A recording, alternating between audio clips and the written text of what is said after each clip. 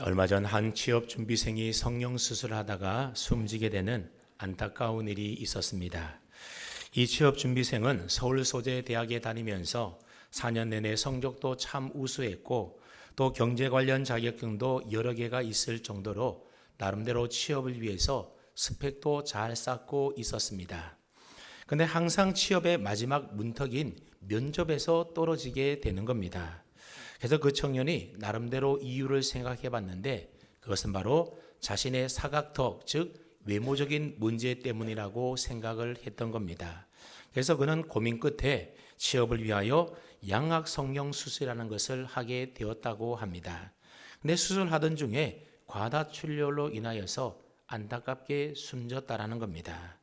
그래서 이 글을 접한 많은 네티즌들은 취업을 위해서라면 위험한 성형 수술을 불사하는 그런 우리 사회의 현실이 참 슬프고 안타깝다, 그런 반응을 보였다고 합니다. 그러니 여러분, 우리 사회에 만연해 있는 이 외모 지상주의의 병폐가 얼마나 심각한지 모릅니다. 그래서 한국 사회에서 못생긴 건 죄가 아니지만 못생기면 확연히 기회가 줄어든다, 그런 말이 통용되고 있다고 합니다. 못생긴 건 죄가 아니지만 그만큼 기회가 줄어들게 된다는 거죠. 그래서 현재 우리 사회에서는 외모도 경쟁력이다, 외모도 스펙이다, 그런 말이 우리 젊은이들 사이에서는 상식처럼 통용되고 있다고 합니다. 그래서 소개팅을 한다든지 혹은 면접을 본다든지 심지어 SNS 속의 일상의 사진들까지도 우리 삶의 곳곳에서 외모는 그 사람을 평가하는 아주 중요한 기준이 되고 있다는 거죠. 그 다음에 사람들은 왜 이렇게 외모에 집착을 하는 것일까요? 심리학 용어 가운데 보면 후광 효과라고 하는 심리학 용어가 있습니다. 이 후광 효과라고 하는 것은 어떤 사람을 평가할 때에 그 사람이 가지고 있는 한 가지 측면의 특질이 다른 여러 가지 특질들까지도 영향을 미친다라고 하는 인지적 오류를 가리켜서 후광 효과다, 그렇게 말을 합니다. 가령 예를 들어 보게 되면 외모가 잘생겨 보이는 사람은 그 사람은 똑똑해 보이기도 하고 성격도 좋을 것 같고 심지어 능력도 있어 보인다라는 식으로 그 사람을 좋게 평가한다라는 겁니다. 그 반대의 경우도 있지 않겠습니까? 그래서 취업 면접관이 면접할 때에 외모가 단정하고 좋은 인상을 가진 지원자를 더 신뢰하거나 또는 더 유능하다라고 판단하기 때문에 더 후한 점수를 주게 된다는 거죠. 그런데 여러분, 실제로 그렇냐 하면 그렇지 않는 경우들도 많지 않습니까? 외모가 잘생겼다고 해서 그 사람이 능력이 있거나 또는 지식이 더 많거나 또는 그 사람의 성품이 더 좋다, 그렇게 보기는 참 어려운 경우가 많다라는 거죠. 그래서 하나님이 우리 인간들을 보실 때는 뭘 보신다고요? 사람을 외모로 보지 아니하시고 그 마음의 중심을 보신다, 그렇게 말씀하고 있습니다. 왜냐하면 외모보다도 훨씬 더 중요한 것이 우리 내면이기 때문에, 마음의 중심이기 때문에 그렇습니다. 그래서 하나님은 외모가 아름다운 사람이나 아름다운 사람보다도 내면이 아름다운 사람을, 그리고 세상의 스펙이 뛰어난 사람보다도 영성이 뛰어난 사람을 하나님은 더 귀하게 보시고 더 아름답게 여기십니다. 여러분들은 겉사람보다도 속사람이 더 귀하고 아름답기를 축복합니다. 아멘. 오늘 본문은 이사야 53장 말씀인데 고난받는 여호와의 종에 관한 예언의 말씀이 기록되어 있는 장입니다. 이 이사야 선지자는 언제적 사람인가 하면 예수님이 태어나기 전 750년, 기원전 750년경에 활동했던 선지자가 바로 이사야 선지자입니다. 그럼에도 불구하고 예수님에 관한 묘사들이 얼마나 정확하게 잘 예언되어 있는지 깜짝 놀랄 정도입니다. 그 중에서도 오늘 본문 말씀인 장차 오실 메시아의 모양과 풍채, 즉 외형과 스펙에 관하여 예언되어 있는 말씀이 바로 오늘 본문 1절로부터 3절까지의 말씀입니다. 먼저 1절을 보시게 되면 두 개의 질문이 나오고 있는데, 근데 이 두 개의 질문은 그 고난받는 종에 대한 세상의 반응이 어떠한지에 대하여 보여주고 있는 수사학적인 질문이 두 가지를 하고 있습니다. 그 첫 번째 질문이 무엇입니까? 우리가 전한 것을 누가 믿었느냐, 그렇게 질문을 던지고 있습니다. 누가 믿었느냐라고 하는 말은 아무도 믿지 않았다, 그런 의미의 말입니다. 우리가 전한 것을 아무도 믿지 않았다라는 겁니다. 자, 그렇다면 무엇을 전했기에 그들이 아무것도 믿지 않았다라고 하는 것이겠습니까? 두 번째 질문을 보면 무엇을 전했는지 그 전한 내용이 나오게 되는데, 두 번째 질문을 보십시오. 여호와의 팔이 누구에게 나타났느냐 그러고 있습니다. 여기서 여호와의 팔이라고 하는 것은 하나님의 구원의 능력을 의미하는 말입니다. 즉 하나님의 구원의 능력이 하나님이 보내실 그 누군가로부터 장차 나타나게 될 것이라는 겁니다. 그래서 이 두 가지의 질문을 합쳐보면 이런 내용의 말이 되는 겁니다. 앞으로 장차 하나님이 보내실 이러이러한 메시아가 나타나서 너희들을 구원할 것이다, 그렇게 예언하며 알려주었더니 아무도 그를 믿었다라는 겁니까? 믿지 않았다는 겁니까? 아무도 그를 믿지 않았다라고 하는 이야기의 말씀입니다. 자, 그렇다면 사람들은 왜 그 메시아를 믿지 않았던 것일까요? 도대체 그 메시아가 어떤 사람이기에, 어떤 방법으로 구원하시기에 너희를 구원할 메시아가 올 것이다, 그렇게 전하고 알려주었음에도 불구하고 막상 왔더니 사람들이 그를 믿지 않았던 것일까요? 도대체 왜 믿지 않았다고 합니까? 결론부터 미리 말씀을 드리자면 하나님께서 보내실 그 여호와의 종은 그 외형이 세상적으로 볼 때 아무런 볼품이 없는 자였기 때문에 그렇습니다. 그래서 사람들로부터 멸시와 버림을 받고 많은 질고와 슬픔을 당해 죽임을 당하시는 그런 고난의 종이기 때문에 사람들이 그를 영접하지도 믿지도 않았다라고 하는 겁니다. 여러분, 이사야의 이 예언대로 사실 예수님께서는 고난받는 종으로 이 세상에 오시지 않으셨습니까? 하지만 사람들은 그런 예수님을 영접하지도 믿지도 않았다라고 하는 겁니다. 오히려 그런 예수님을 싫어하고 배척했습니다. 그래서 요한복음 1장 9절 이하의 말씀해 보게 되면 참빛 곧 세상에 와서 각 사람에게 비추는 빛이 있었나니, 여러분 이 빛은 누구입니까? 바로 참빛이신 예수 그리스도를 가리키는 말입니다. 계속해서 보시면 세상이 그를 알지 못하였고 자기 땅에 오매 자기 백성이 영접하지 아니하였다, 그렇게 말씀하고 있습니다. 예수님은 하나님께서 죄인들을 구원하기 위하여 이 세상에 보내신 구원자 메시아였음에도 불구하고 당시 많은 유대인들은 예수님을 알아보지도 믿지도 않고 오히려 예수님을 싫어하고 배척했다라는 겁니다. 자, 그렇다면 그들은 왜 예수님이 여호와의 종 메시아로 이 땅에 오셨음에도 불구하고 예수님을 알아보지도 믿지도 않고 오히려 싫어하고 배척했던 것일까요? 그 이유가 2절 말씀에 기록되어 있는데 2절 말씀을 보십시오. 2절을 보시면 그는 주 앞에서 자라나기를 연한 순 같고 마른 땅에 나온 뿌리 같아서 고운 모양도 없고 풍채도 없은즉 우리가 보기에 흠모할 만한 아름다운 것이 없도다, 그랬습니다. 자, 이 2절 말씀은 장차 메시아로 오실 고난받는 종의 모습을 상세하게 묘사하고 있는 일종의 이 메시아의 프로필과도 같은 내용의 말씀입니다. 여러분, 보통 선거 때가 되면 후보자를 소개하는 안내책자들이나 팜플렛을 만들어서 유권자들에게 나눠주지 않습니까? 근데 거기에 보면 공통점이 있는데 그 공통점이 무엇입니까? 정당이 다르고 후보가 각각 다르지만 자신에게 흠이 될 만하고 문제가 될 만한 것은 다 빼고 기록한다는 겁니다. 대신 자신을 내세울 만한 간판이라든지 아니면 자랑할 만한 경력이나 이력이나 학력 혹은 대단한 인맥과 같은 것으로 자신을 피하려고 하지 않습니까? 그 어느 누구도 자신이 자라온 배경이나 교육 수준이라든지 또는 경제적 능력이라든지 또는 사회적 관계에 있어서 흠이 될 만한 것을 기록하고 내세우는 후보자는 단 한 명도 없습니다. 왜냐하면 세상 사람들은 다 겉으로 드러나 보이는 그 집안이나 학력이나 경력이나 인맥들을 그 사람을 평가하는 기준으로 삼기 때문에 그런 것입니다. 겉으로 드러나는 그런 세상적인 기준에 미치지 못하는 사람이라면 사람들은 받아들이지 않고 지지하지 않고 오히려 싫어하고 배척한다는 겁니다. 이것은 하나님의 구원자로 이 땅에 오신 여호와의 종 예수님에 대해서도 마찬가지였습니다.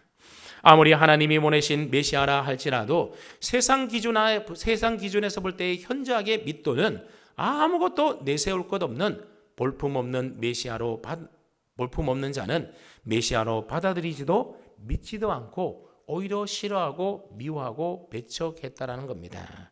그래서 다시 2절 말씀을 보시면 메시아로 오실 여호와의 종의 모습을 어떻게 묘사하고 있는지를 보십시오. 연한 순 같고 마른 땅에서 나온 뿌리 같아 그렇게 표현하고 있습니다. 여기서 말하는 연한 순이라고 하는 말을 히브리어 단어로 봤더니 요네크라고 하는 단어를 쓰고 있는데 그 말의 뜻이 뭔가 하면 흙위로 노출된 나무 뿌리에서 복이 흉하게 돋아난 반갑지 않는 순을 가리켜서 요네크라는 말을 쓰게 되는데 우리말로는 연한 순이다 그렇게 번역을 해 놓았습니다. 쉽게 말하면 아주 볼품없고 필요 없는 그런 싹이나 그런 말입니다. 이런 순은 보기가 싫기 때문에 정원사들이 다 잘라내버리는 무가치한 순이라고 하는 겁니다. 또 여호와의 종은 마른 땅에서 나온 뿌리 같다 그랬는데 여러분 한번 가만히 생각을 해 보십시오. 마른 땅은 경작하지도 않고 물을 주지도 않는 척박한 땅이지 않습니까? 그런 땅에 있는 식물들은 물이 부족하기 때문에 하늘에서 내리는 이슬이라도 받으려고 그 뿌리가 땅 밖으로 삐져나와서 아주 볼품이 없고 형편이 없다라는 겁니다. 그러니 연한 순 같고 마른 땅에서 나온 뿌리 같다라고 하는 이 말은 메시아로 오실 여호와의 종의 모습이 이와 같이 아주 볼품이 없을 것이다 그러한 의미의 말이 되는 겁니다. 그래서 고운 모양도 없고 풍채도 없고 그래서 사람들이 그런 글을 볼 때마다 흠모할 만한 아름다운 것이 있다라는 겁니까? 없다라는 겁니까? 흠모할 만한 아름다운 것이 하나도 없다라고 하는 겁니다. 세상 말로 평가해 본다면 그야말로 형편없고 볼품이 없는 프로필이다 그런 말입니다. 이 프로필이 누구의 프로필이라는 겁니까? 하나님이 보내신 구원자 즉 여호와의 종의 프로필이 그러하다라는 겁니다. 그러니 세상의 기준에 밑도는 아주 볼품없는 이런 자를 누가 여호와의 종으로 믿고 영접하겠냐라는 겁니다. 그래서 아무도 예수님을 영접하지도 믿지도 않았다는 것을 이사야 선지자가 이처럼 예언해 놓은 말씀입니다. 여러분 실제로 예수님은 이사야 선지자의 이 예언의 말씀대로 연한 순 같은 모양으로 마른 땅에서 나온 뿌리처럼 고운 모양도 풍채도 없는 그래서 흠모할 만한 아름다운 것이 하나도 없는 모습으로 이 세상에 오시지 않았습니까? 그래서 예수님은 태어나실 때도 보면 가장 낮은 마구간에서 태어나서 말구유에 누우셨습니다. 그리고 예수님이 자란 곳도 이방 땅이라고 불리던 갈릴리 나사렛에서 예수님이 자라지 않습니까? 그래서 요한복음 1장 46절 말씀해 보게 되면 이 빌립이라는 사람이 자기 친구인 나다나엘에게 예수님을 소개할 때에 이 나다나엘이 뭐라고 이야기를 하는가 하면 나사렛에서 무슨 선한 것이 날 수 있느냐, 나사렛 같은 촌동네에서는 메시아가 날 수 없다라고 단정지어서 나다나엘이 말하고 있는 겁니다. 이거는 나다나엘뿐만 아니라 그 당시 모든 사람들의 일반적인 상식적인 생각이었던 겁니다. 그러니까 예수님이 자란 곳은 아주 후지고 보잘것없는 저 시골 촌구석에서 예수님이 자랐다라는 겁니다. 예수님은 그런 후미진 시골에서 당시 비주류 하층민이었던 가난한 몫으로 살지 않았습니까? 그러니 옷도 남루하고 아주 누추했을 겁니다. 거기에 대해서 예수님의 외모도 보면 고운 모양이나 풍채도 없고 흠모할 만한 아름다운 것도 찾아볼 수가 없었다라고 오늘 본문은 예언합니다.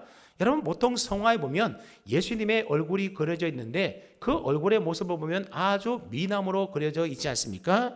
그리고 또 영화에도 보면 예수님의 역을 맡은 배우들은 다 하나같이 키가 크고 잘생긴 미남으로 나오게 됩니다.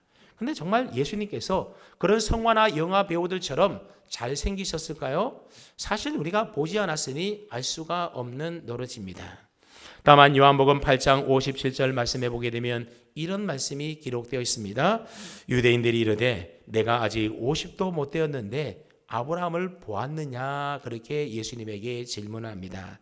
당시 예수님의 나이는 30대 초반이었습니다. 그런데도 유대인들은 예수님의 나이를 어림잡아 몇 살쯤 정도로 보았다라는 겁니까? 50세 정도로 보았다라는 겁니다. 그래서 성경을 연구하는 학자들은 요셉이 죽자 예수님께서 집안의 가장으로서 가정의 모든 생계를 다 책임져야 했기 때문에 너무나 어려서부터 많은 고생을 했기 때문에 예수님이 건늙으셨다 그렇게 해석을 하기도 합니다. 게다가 예수님은 죄인들의 대명사격이었던 세리와 창기들과 어울려 그들의 친구가 되어주지 않습니까? 그리고 예수님을 따라다니던 그의 제자들을 가만히 보게 되면 대부분 배우지 못한 갈릴리 출신들이 대부분이었습니다.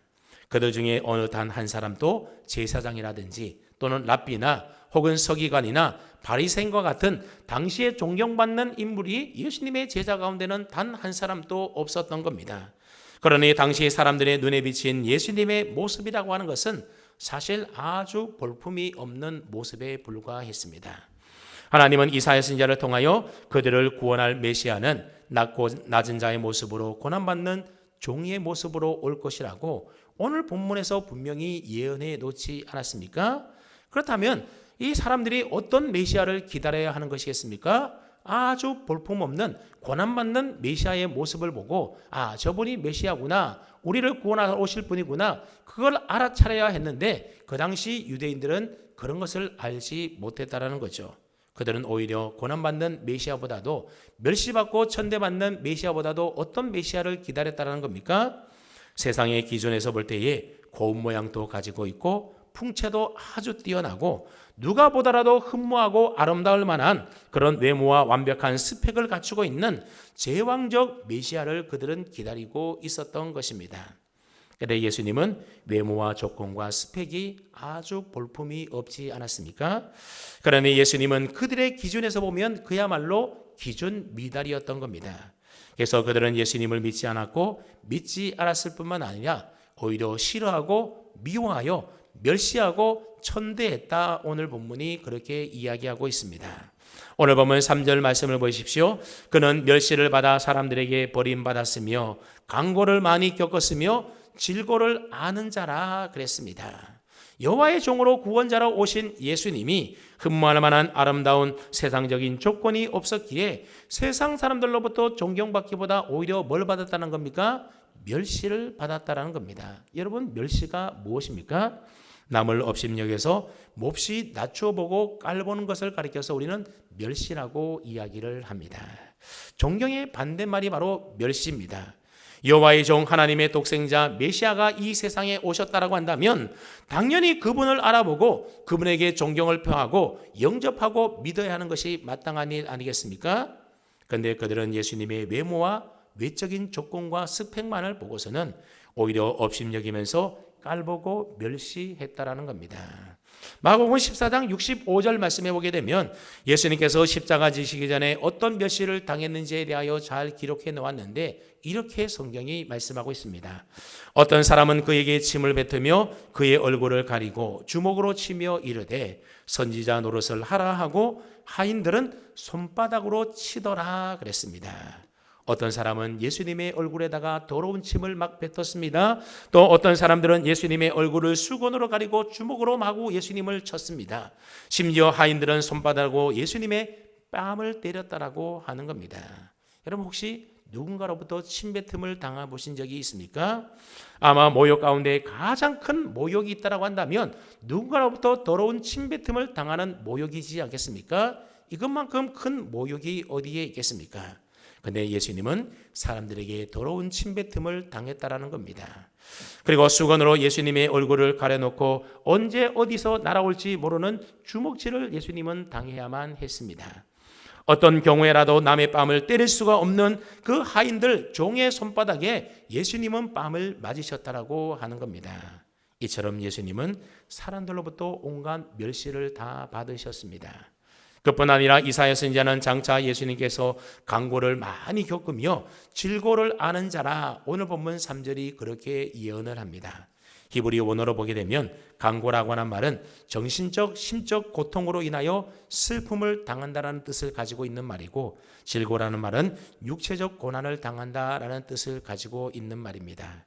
그렇습니다. 고난받는 종으로 이 땅에 오신 예수님은 이 예언의 말씀대로 온갖 정신적, 심적인 고통으로 슬픔을 당하셨고 모든 육체적인 고난을 고스란히 다 받으셨다고 하는 겁니다. 여러분, 주님은 나실 때부터 누울 자리가 없어서 짐승의 구유에 누우셔야만 하지 않았습니까? 그리고 아주 어린 나이에 헤롯의 핍박을 받아서 먼 애굽 땅으로 피난을 가야만 했었습니다.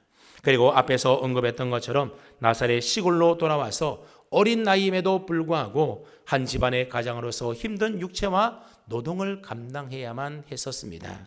또 공생의 사역을 시작한 이후로도 끊임없는 대적들로부터 핍박과 고난을 받아야 하지 않았습니까? 그뿐 아니라 미숙한 12 제자들을 훈련시키는 과정에서도 무수한 마음의 갈등과 답답함을 느껴야만 했을 겁니다. 아울러서 마지막 십자가에 죽기 전에는 제자들에게 배신을 당하고 제자들로부터 버림을 당하지 않습니까? 그리고 새끼 나귀를 타시고 예루살렘으로 입성하실 때에 호산나 다윗의 자손이여 찬송하리라다 그렇게 외치며 따르던 무리들이 얼마 후에는 순식간에 돌변하여 바라바는 놓아주고 예수는 십자가에 못 박으소서라고 하는 큰 아픔과 배신을 겪으셔야만 했습니다. 그리고 오로지 홀로 남아서 무지하고 포악한 그리고 사악한 공회원들과 로마 병사들, 로마 병정들에게 침뱉음과 조소와 멸시와 학대를 당하시고 채찍질과 주먹질을 당하셨고 마침내 십자가 위에서 처참하게 죽임을 당하셔야 했습니다. 그러니 예수님이야말로 고난의 종으로 이 땅에 오셔서 우리 사람이 경험할 수 없는 모든 슬픔과 모든 고난을 몸소 다 당하셨던 겁니다. 사람이 극한 상황에서 다다라야만 겪을 수가 있는 인간적인, 정신적인, 육체적인 모든 고통과 슬픔을 몸소 다 당하신 겁니다. 그 다음에 여러분, 하나님의 독생자가 왜 고운 모양도 풍채도 없는 아주 볼품없는 모습으로 이 세상에 오셔서 온갖 멸시와 버림을 받고 많은 강고와 질고를 겪으셔야만 했던 것일까요? 어째서 이처럼 수치스럽고 고통스러운 그 고난들을 예수님이 직접 몸소 다 겪으셔야만 했던 것일까요? 그것은 바로 저와 여러분들 때문에 그렇습니다. 저와 여러분들의 모든 죄를 다 사해 주시고 존귀한 하나님의 자녀로 우리를 삼아 주시기 위해서 우리가 받아야 될 모든 수치와 멸시와 강고와 질고를 대신 당하셨던 겁니다. 누구 때문에요? 바로 저와 여러분들의 죄 때문에 그러하셨다는 겁니다. 산성들 여러분, 사실 성경에 묘사되어진 것처럼 예수님의 겉모습과 스펙은 사람들이 흠모할 만큼 아주 매력적이고 아름다운 것은 아니었지만 예수님의 내면에는 어마어마한 힘을 갖고 계시지 않았습니까? 그 힘이 무엇입니까? 죄로 죽어가는 사람들의 영혼을 살리는 영적인 힘이 예수님에게 있으셨습니다. 죄인을 구원하는 예수님의 그 능력은 외모나 스펙과 같은 겉사람으로부터 나온 것이 아니라 온갖 수치와 멸시와 배반과 고난을 받으시면서도 하나님의 뜻에 순종하는 하나님의 아들로서의 그 권위로부터 그 모든 구원의 힘이 나온 것 아니겠습니까? 오늘 우리가 추구해야 할 것도 바로 이것이라는 겁니다. 겉사람, 외모, 스펙 이런 것이 우리에게 중요한 것이 아니라 하나님의 말씀과 뜻에 순종하며 살아가는 우리의 영혼과 우리의 속사람이 하나님의 자녀로 새로워지는 이것이 정말로 중요한 일이라고 하는 사실입니다. 세상 사람들은 다 겉사람의 외모를 가꾸고 꾸미며 거기에 힘쓰며 살아간다 하더라도 우리 믿음의 성도들은 우리의 속사람을 더 아름답게 가꾸는 일에 힘쓰며 애쓰며 살아가야 하는 것입니다. 예수님께서 이 세상에 오신 것은 우리 겉사람을 바꾸기 위하여 오신 것이 아니었습니다. 죄로 인하여 더러워진 우리의 속사람을 아름답게 바꾸시고 우리의 영혼을 변화시켜 하나님의 자녀로 삼기 위하여 이 땅에 오신 것 아니겠습니까? 여러분, 우리의 영혼은 돌보지 않고 가꾸지 않으면 금방 시들어버리고 그렇게 죽어버리게 되고 맙니다. 우리의 영혼이 날마다 주님과 교제하며 그분의 은총 아래 살면 우리의 영혼이 힘이 얼굴로 바깥으로 흘러나오게 되어 있는 겁니다. 그럴 때 혹 우리의 겉사람은 세월의 흔적으로 인하여 그 아름다움을 점점 잃어간다 하더라도 우리의 속사람은 날로 점점 더 새로워지고 더 아름다워져 간다라고 하는 사실입니다. 오늘부터 시작해서 한 주간 동안 고난주간이 시작됩니다.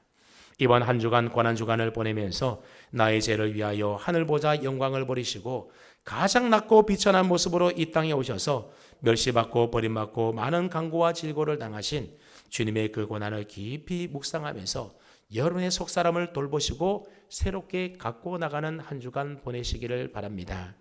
그래서 이 고난주간 후에는 추운 겨울이 지나고 따뜻한 새봄이 되면 겨우내 죽었던 생명이 다시 움트고 살아나는 것처럼 죽음의 권세에 떠나가고 영원한 부활과 생명으로 다시 회복되고 살아나는 따뜻한 영적 새봄 부활의 아침을 맞이할 수 있는 그런 저와 여러분 다 될 수 있기를 주님의 이름으로 축원합니다. 아멘.